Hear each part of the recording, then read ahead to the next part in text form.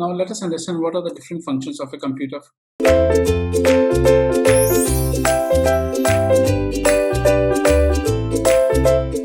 The functions of a computer, it mainly includes data processing. Now, what do you understand by data processing? Data processing is the term that is mainly being used when you're processing different types of data and how this data gets clubbed together to give you the desired output and result. The second one is the data storage, how you will store the data together, and whether your data is getting stored in. Nowadays we mainly use the terms like cloud or different data centers. Now, first of all, into storage, let us understand what do you mean by cloud. Now, cloud is a place where your data gets stored. Now you should understand that there are three basic types of cloud. One is called as the public cloud. Public cloud is a cloud where open storage is being given for you to store your data. Now, good examples of public cloud are Gmail, where your data is getting stored in the data centers of Google. So that is one good example of data storage. Then comes private cloud. Private cloud is the place where you go and store your private data. It is mainly in the organizations like government or the pharmaceutical companies which prefer private cloud for storing their data. And then the hybrid cloud. It is the combination of public and private.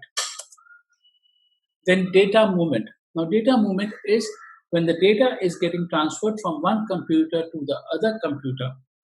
How much data has got transferred, what time the data got transferred, and what was the speed of transmission of that data.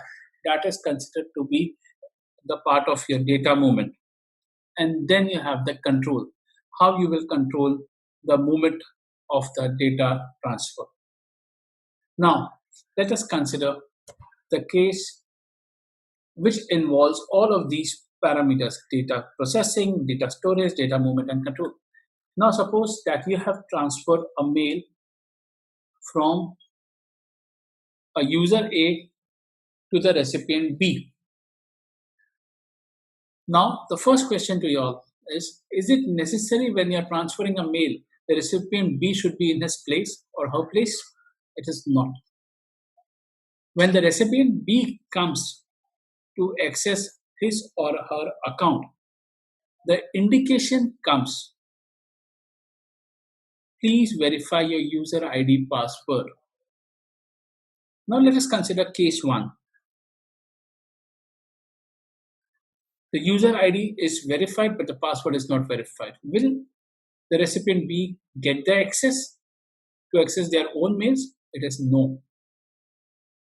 In the second case, both the user ID and the password is verified, and now the recipient B can start accessing the mail, and he or she can start the control of the mail, and then he can go to see the records or to see the different types of mails that he or she has received.